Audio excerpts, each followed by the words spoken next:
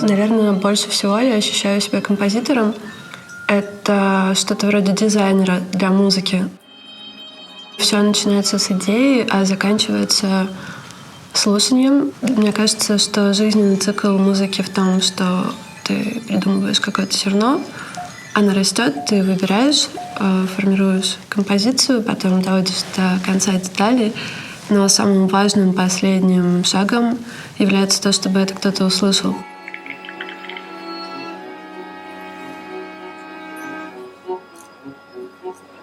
Я ніколи не розділяла якісь стилі музики. Мені здається, що просто їх навіть важко порівнювати. Це щось зовсім інше. Це все почалось після того, як я почала займатися електроакустикою в Польщі. І, відповідно, для мене відкрився цілий світ електронної музики.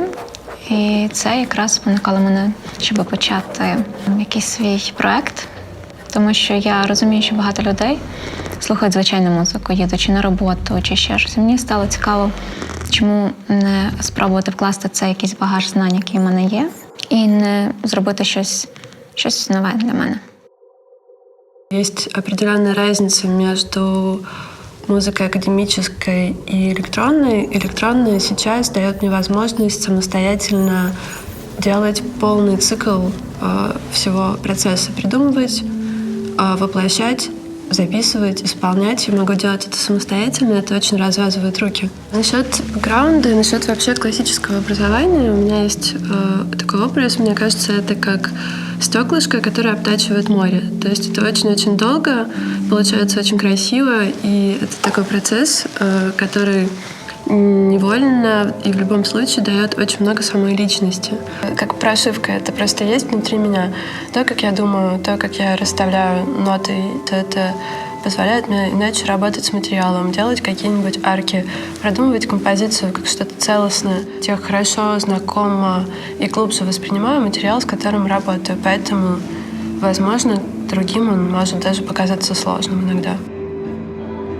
Мені академічна освіта дуже допомагає писати. Мене, в принципі, в основному немає проблем з формою чи композицією. Допомагає мені експериментувати, шукати цікаві тембри. І електронна музика зараз дуже впливає на мою академічну композицію. Тобто я бачу, що ці вектори якось сходяться в одному моменті. Але загалом мені не цікаво використовувати навіть в електроні звуки звичайно інструментів. Навіть ці розширені якісь сучасні техніки, все одно я змінюю його різними ефектами. Мені цікаво робити такі тембри, коли людина не може сказати, що це.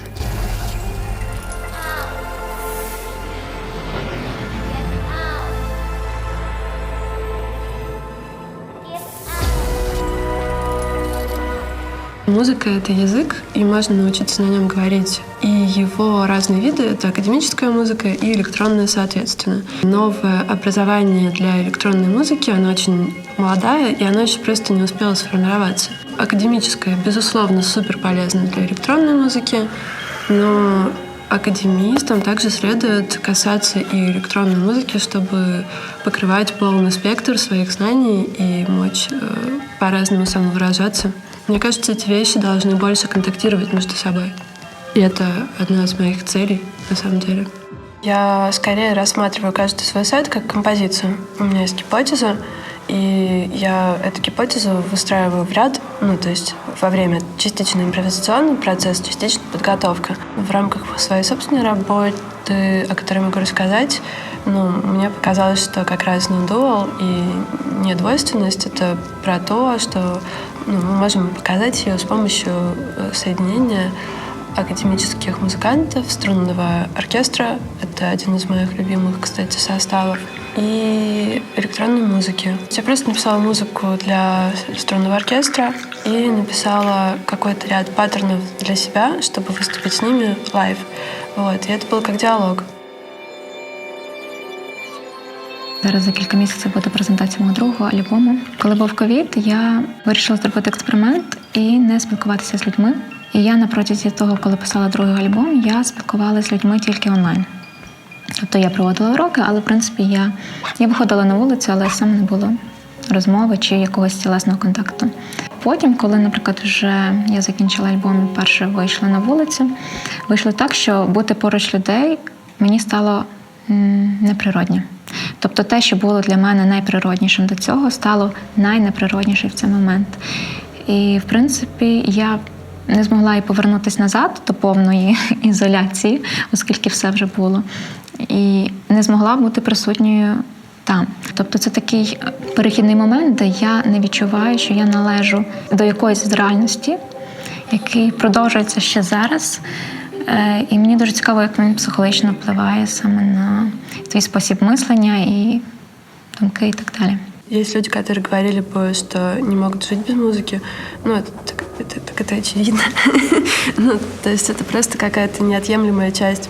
Мне нравится. Вот. Это все.